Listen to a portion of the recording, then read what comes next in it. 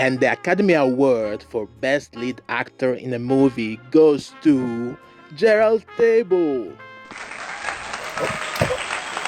He needs some milk. I'm all good. I'm good. I'm good. All good. I'm good. I'm good. Let's Thank you hear so what Gerald much. Table has to say. So I want to thank everyone for this award that I have in my hands. Honestly, I am shocked because about 30 minutes ago I was in my bed. As you can see, my hair are a mess right now. My makeup artist, couldn't do the job. And honestly, I was very surprised about this, about winning this award. I am speechless. I don't have words for thanking all of you, my fellow actors, my fellow nominees were incredible. My fellow actors in the movie, my studio, that is Paramount Pictures. I think he was No, confused. sorry. Actually, no. So it's actually MGM. MGM is my studio. It's my studio, and honestly, I want to thank my beloved parents for supporting me, my dream of becoming a movie star. Frank Capra, you are the goat. No. Wait, it's the new slang for greatest of all time. Okay, greatest of all time. Frank Capra, you are the goat for directing this movie. And what can I say? I'm pretty tired, so good night. I'll go back to my bed. What's up, guys? Welcome back to my channel where I talk about men's fashion and vintage fashion. So today we're back in history of men's fashion, and you remember, of course you remember if you are here on the channel, about last party, because oh lord, please forgive me, I don't want to see any more of those shameful 1920s cheap outfits from Amazon or from other like sketchy sites. Cut the flashback, cut it. But I must admit, that was very hilarious. Today we're going to talk about after the roaring 1920s, the optimistic 1920s. Today we're going to talk about a crucial decade for menswear, where movie stars are becoming fashion icons, where the Prince of Wales is still rocking, still the trendsetter for this decade too, like that man can't rest. And also because it has still a mark on today's menswear. Today we're going to talk about the 1930s.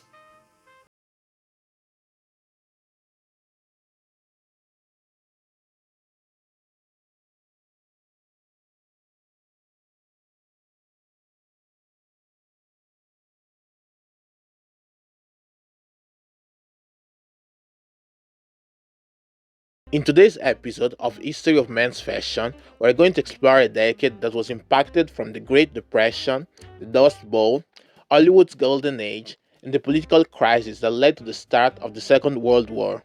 They are also called the Dirty Thirties. We're going to dive into the 1930s. The stock market crash in 1929 led to a global economic crisis where poverty and unemployment became widespread. Prohibition in the United States ended in 1933. In 1931, the US suffers one of the worst ever droughts, leading to the Dust Bowl years. Political extremist movements gained followers because of the unstable economical period. The Star-Spangled Banner becomes the official US national anthem, and the Empire State Building opens in New York City in 1931, becoming the tallest building in the world. Amelia Earhart becomes the first woman to fly alone over the Atlantic Ocean. During this decade, Hollywood established their influence and image with big studio pictures setting the standard for movies globally. Movies became more cheaper to produce, with studios producing more movies and allowed more people to go to the cinema.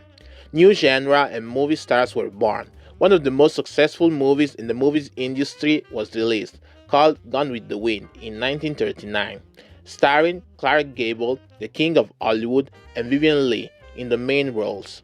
The first animated full-length movie was made from Walt Disney, called Snow White and the Seven Dwarfs. The radio became widespread in American households, and swing music was the most popular genre at the time. Was the era of big bands, with popular band leaders like Duke Ellington, Benny Goodman, and Glenn Miller. 1930s men's fashion reflected the challenging climate at the time, after the optimism of the 1920s that ended with the stock market crash. This decade was crucial for menswear, and it changed from the carefree and extravagant 1920s style to the more sophisticated, pragmatic, and functional style at the time that emphasized the masculine and athletic men's silhouette. Superman will debut on his first comic book in 1938, after being created by Jerry Siegel and Josh Shotterin in 1933, was the main inspiration for menswear silhouette at the time, with broad shoulders, cinched waist, and tapered white trousers being the main players in the 1930s menswear. Sports activities were rising in this period, so it became a major influence in menswear too. The bright colors of the 1920s suits went away, and more subdued colors are favored. Colors like beige, cream, blue, brown, and gray were usual in 1930s suits. The classic suit became the epitome of formal wear during this decade.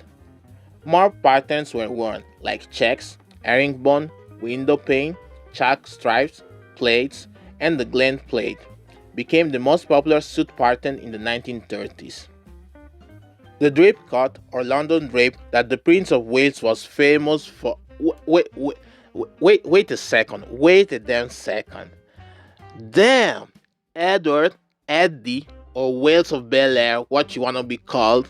Well, you can't even let us catch a break, right? After dominating the 1920s, you want to also dominate the 1930s, right? Wow. Prince Edward, like, hail to the Prince of Style, my fellas, hail to the Prince. Like, he was the main trendsetter at the time, like, damn. This new suit was softer and more comfortable with extra fabric and was worn by stars like Cary Grant and Fred Astaire that became fashion icons after the Prince's abdication. What?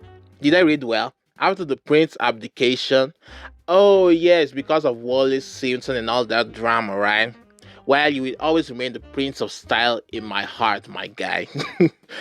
1930s suits made guys appear larger and taller, thanks to their cut, and double-breasted suits were especially the best on adding width. Suit jackets now also had a belted back in some of them, or were ventless for a smoother enhancing jacket.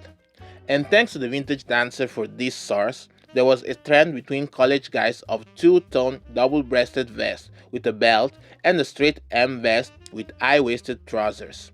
Suit pants were wider and became tapered at the bottom around 1935. During summertime, white suits and tropical fabrics were worn. For a more casual look, men would mix up their suit attire by wearing a relaxed version of a suit, mixing colors and pairing suit jackets with different trousers and mixing fabrics to make their look more versatile but still polished. Sports coats became more common to wear and could be paired with a matching or contrasting trousers. Mixing and matching became more usual because of the hard economical times, so that men's wardrobe became more versatile. For evening wear, a double-breasted tuxedo jacket was favored, with pointed lapels and square shoulders in dark colors. But white dinner jacket became common too, with black pumps, black or white vest, or a black and white tie. Dress shirts didn't change much from the last decade, with thin satin shirts exploding in the late 1930s. Collar pins were used to hold down the short collars that were prone to curl up, since now they were more softer with wide lapels still detachable.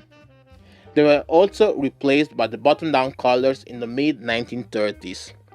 Ties were colorful and had various patterns, even Art Deco inspired, and new ties joined the necktie game that were hand-woven wool ties.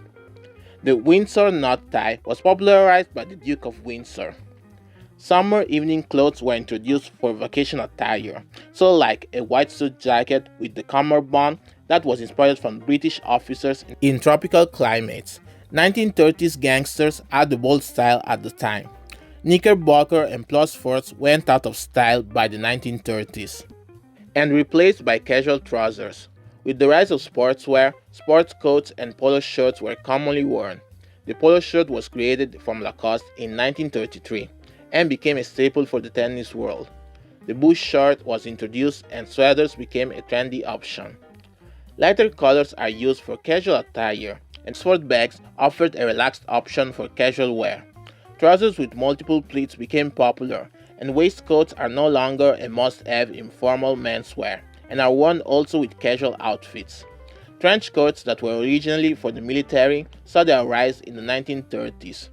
Long wool trench coats provided a solid and structured silhouette. Rag sleeve coats and pea coats were other 1930s coats options. The wrap-over coat was preferred from movie stars at the time, and they became trendy. Furs were added to the coats during winter, especially from wealthy people.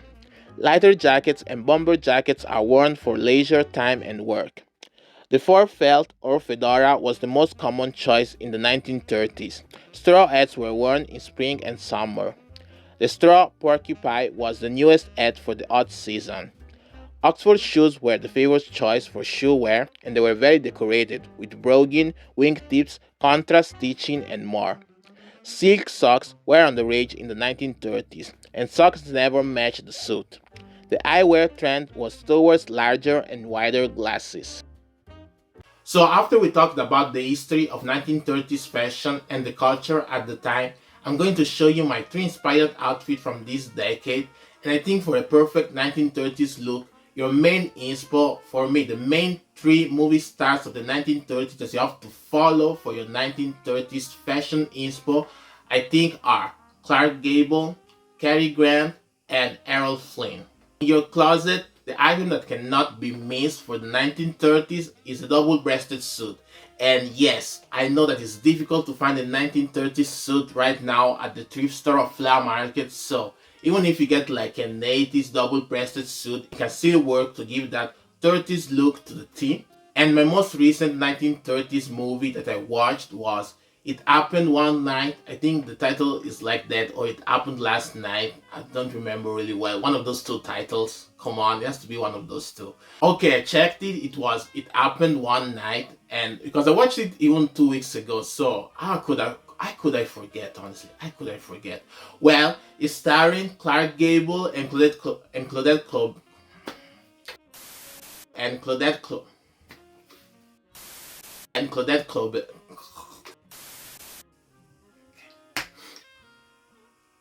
starring Clark Gable and Claudette Colbert. Starring Clark Gable and Claudette Colbert, directed by Frank Capra, is a screwball comedy that was very successful at the time from 1934, and honestly is very very fun to watch. I will not spoil anything about the movie, not even the plot. I'll just show you this outfit from Clark Gable that is really really lit, like his max 1930s inspo. The tailoring, the layering, the fit is perfect for this guy, and honestly I want something like this. Yeah, I also think, in my opinion, that this is the first successful rom-com of the history of movies. Like, the first rom-com is very light, it's very fun. I will not spoil the plot, just go and watch it because it's really really fun, and it deserved all the Oscars that he got, honestly. So let's move on, and I will show you my three inspired outfits.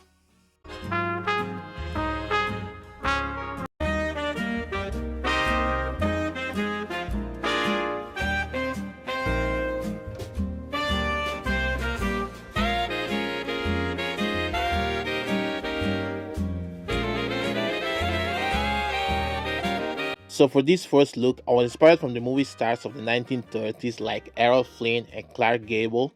So I'm wearing my thrifted pinstripe suit that is from the 80s with my thrifted striped tie, my button-up shirt, my thrifted waistcoat, my thrifted suit trousers with my Oxford leather shoes that are from my dad's closet. And I feel like a 1930s movie star already. Like, give me my Academy Award right now.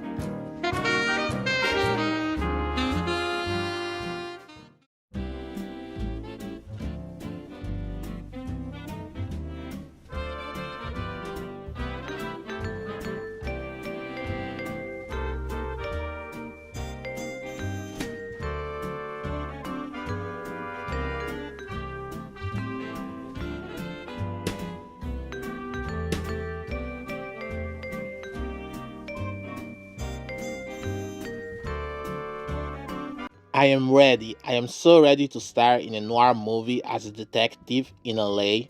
Well, I'm wearing this trench coat with I think this is a native trench coat with my thrifted tie, my button up shirt, my thrifted suit trousers, and my Oxford shoes to finish the look with a fedora. And I'm feeling like a real detective, like I'm solving a mystery, a case with my suitcase. I don't know what I'm solving. Maybe who stole my potatoes last night when I was sleeping. I don't know, but I feel really, really mysterious and cool.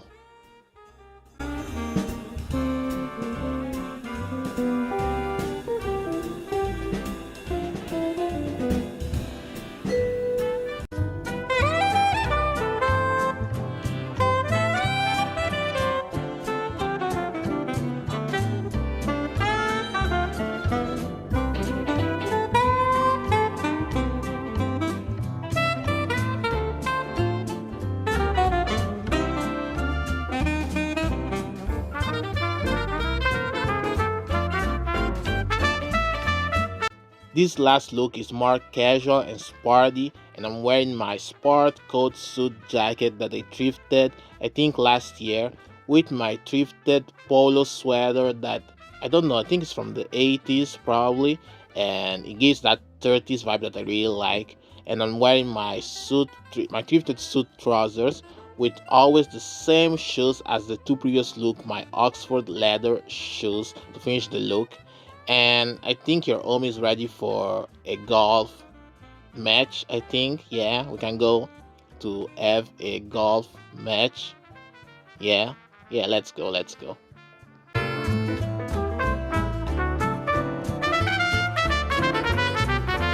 So I hope you enjoyed this video. Like, comment, subscribe, hit the notification bell so you will know when I put my next video.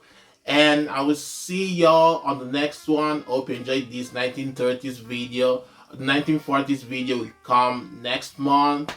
And I hope I can do it before I go on my work because I have like a summer job this summer. Yes, this summer I have a summer job. Like, because in less than 3 weeks, I will go and pack my bags and go to work to my summer job. I will work in a summer camp, so that is very exciting. But I have to film and prepare all the content before because I will be away for at least almost 2 months. So I will let you know how it goes, and yes, I will prepare the content before. I will try because the work internship is a lot, and also I have to write like for the exam. I have to write like a sort of question on my work internship before I have the exam on in July. So it's a lot of things going on, but I will film some content before so that this summer you will not starve.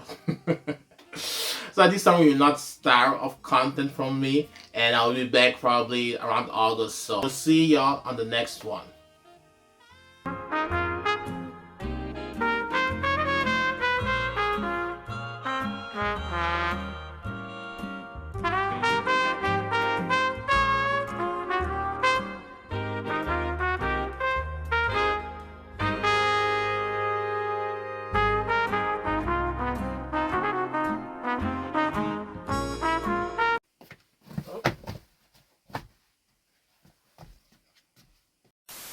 Having this award in my hands, and honestly, honestly, but I was frankly, I didn't give a damn. Yes, I said I didn't give a damn because actually, like, it's starring Clark Gable and Claudette